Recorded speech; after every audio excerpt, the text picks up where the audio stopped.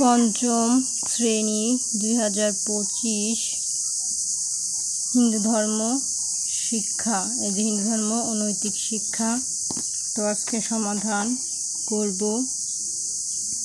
এই হচ্ছে 5 পৃষ্ঠা।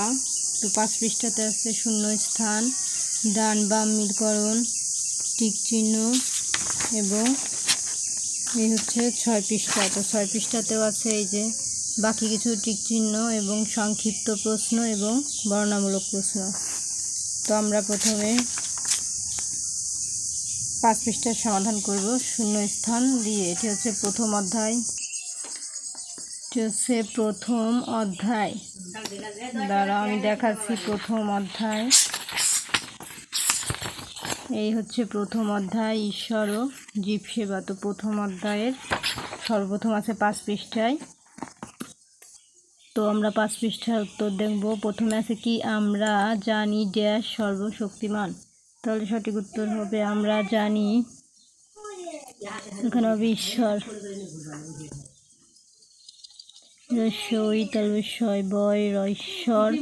সর্বশক্তিমান। তারপরে 2 নাম্বার আছে ঈশ্বর সকল ড্যাশ মধ্যে আছেন। তাহলে ঈশ্বর সকল, সঠিক উত্তর হবে জীবের।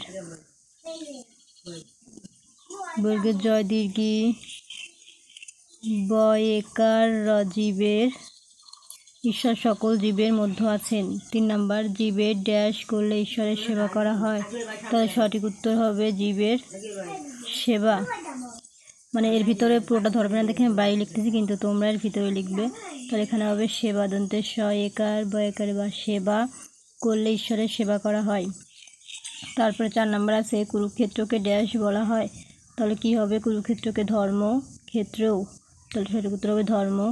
ধর্ম ক্ষেত্র একার ক্ষেত্র ও, ধর্মক্ষেত্র ও বলা হয়। তারপর আছে 5 নম্বরে ব্রাহ্মণ ড্যাশ আদর্শ স্থাপন করেছিলেন। তাহলে সঠিক উত্তর হবে ব্রাহ্মণ জীব সেবার। তাহলে এখানে সঠিক উত্তর হবে জীব সেবা। বর্গের জয় দীর্ঘি ব জীব সেবার দন্তেশ্বর একার বয়াকার সেবা, জীব সেবার স্থাপন করেছিলেন। তো এই হচ্ছে আমাদের উত্তর। এখন আমরা খ নম্বরের সমাধান দেখব। খ নম্বর আছে ডান বাম মিলকরণ। তো 1 থেকে 6টি প্রথমে একটি দ্বারা করে দেখেছে যে জীব ও ঈশ্বর। তাহলে আমরা 2 নাম্বার থেকে সমাধান দেখব। এখানে আছে ঈশ্বর, তাহলে ঈশ্বর কী হবে, ঈশ্বর আত্মারূপে জীবের মধ্যে থাকেন। এটি হবে 2 নাম্বার, ঈশ্বর আত্মারূপে জীবের মধ্যে থাকেন। তারপরে 3 নাম্বার আছে আমরা স্তুতি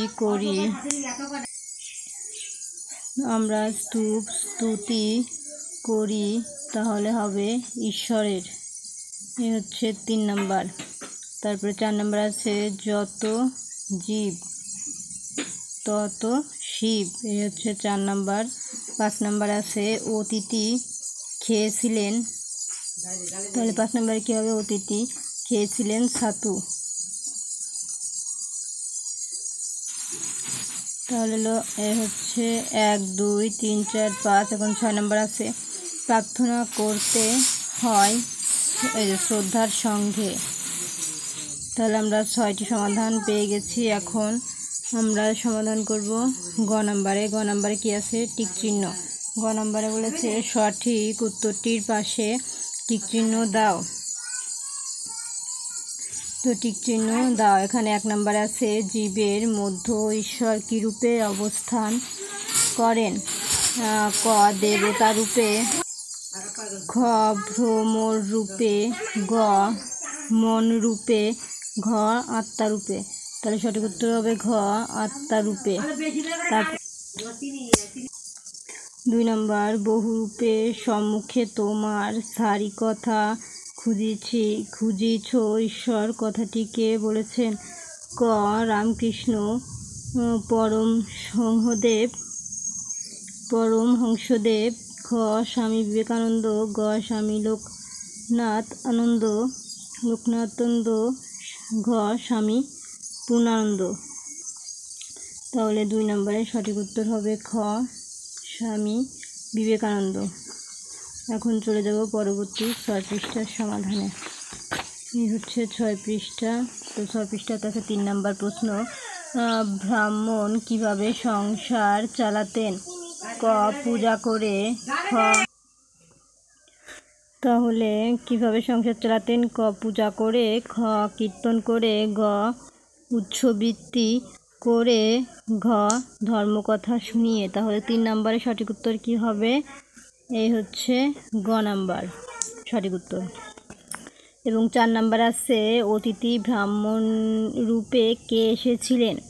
ক ধর্মদেব, খ বিষ্ণু, গ শিব, ঘ ইন্দ্র। তাহলে 4 নম্বরে সঠিক উত্তর হবে ধর্মদেব।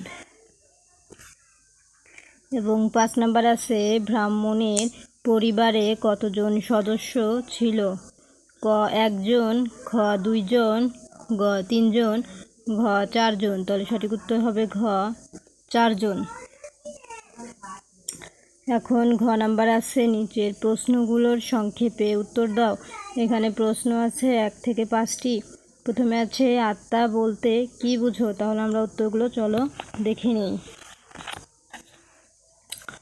এই হচ্ছে আত্মা বলতে কি বোঝো? উত্তর, ঈশ্বর সর্বত্রই বিদ্যমান, এমনকি তিনি জীবের মধ্যেও অবস্থান করেন। জীবের মধ্যে অবস্থানকারী ঈশ্বরকে আত্মা বলে। 2 নম্বর আছে জীব বলতে কি বোঝো? উত্তর, যার জীবন আছে তাকে জীব বলা হয়। 3 নম্বর ব্রাহ্মণের আর্থিক অবস্থা কেমন ছিল? উত্তর, ব্রাহ্মণের আর্থিক অবস্থা খুবই খারাপ ছিল। সংসার ছোট হলেও কখনো তাকে আধপেটা থাকতে হতো, আবার কোনো দিন না খেয়েই থাকতে হতো। তাই জীবিকা নির্বাহের জন্য দরিদ্র ব্রাহ্মণ উৎসবৃত্তি করতেন। 4 নম্বর আছে ধর্মদেব অতিথি হয়ে এসেছিলেন কেন? উত্তর, দরিদ্র ব্রাহ্মণের এবং তার পরিবারের সদস্যদের পরীক্ষা করতে ধর্মদেব অতিথি হয়ে এসেছিলেন। 5 নম্বর আছে আমরা কার সেবা করে কৃতজ্ঞতা প্রকাশ করি? উত্তর, আমরা ঈশ্বরের সেবা করে তার প্রতি কৃতজ্ঞতা প্রকাশ করি। তো এই ছিল হচ্ছে আমাদের সংক্ষিপ্ত প্রশ্নের সমাধান। তো এখন আমরা দেখাবো নাম্বারের বর্ণনামূলক প্রশ্ন। এখানে আছে নিচের প্রশ্নগুলোর উত্তর দাও। এগুলো হচ্ছে বড়, এগুলো হচ্ছে সংক্ষিপ্ত। তো এখানে আছে 1 থেকে 5টি প্রশ্ন। তো প্রথমে আছে ঈশ্বর ও জীবের সম্পর্ক বুঝিয়ে লেখো। তাহলে আমরা 1 নম্বর উত্তরটি দেখে নেব। এই হচ্ছে 1 নম্বর সমাধান। 1 নম্বর আছে ঈশ্বর ও জীবের সম্পর্ক বুঝিয়ে লেখো। উত্তর, ঈশ্বর সর্বশক্তিমান, তিনি জীব ও জগৎ সৃষ্টি করেছেন। তিনি আমাদের স্রষ্টা, আমরা তার সৃষ্টি। তিনি আত্মারূপে জীবের মধ্যে অবস্থান করে জীবকে পরিচালনা করেন। এ কারণে জীব ও ঈশ্বর, জীব সেবা করলে ঈশ্বরেরই সেবা করা হয়। তাই বলা যায় ঈশ্বর ও জীবের মধ্যে নিবিড় সম্পর্ক বিদ্যমান। 2 নম্বর আছে আমরা জীব সেবা করব কেন? উত্তর, ঈশ্বর আত্মারূপে জীবের মধ্যে অবস্থান করেন। জীব সেবা করলে ঈশ্বরেরই সেবা করা হয়।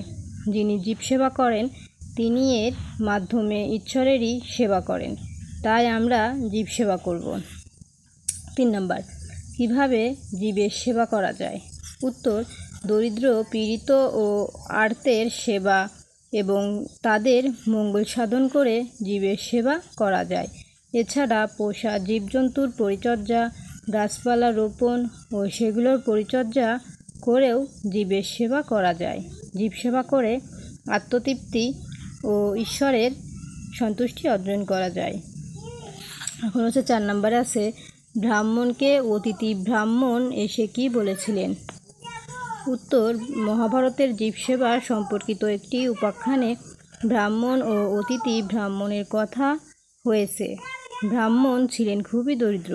তিনি পরিবারের সদস্যদের নিয়ে সামান্য খাবার ভাগ করে খাওয়ার সময় অতিথি ব্রাহ্মণ এলেন। তিনি বললেন, আমরা দুর্ভিক্ষে ক্লান্ত হয়েছি, অনাহারে দিন কাটাচ্ছি, এখন আমি খুবই ক্ষুধার্ত। 5 নম্বরে বলেছে ব্রাহ্মণ ও তার পরিবারের সবাই নিজেরা না খেয়ে অতিথি ব্রাহ্মণকে খাইয়েছিলেন কেন? উত্তর, দরিদ্র ব্রাহ্মণের বাড়িতে অতিথি হয়ে আরেকজন ব্রাহ্মণ এসেছিলেন।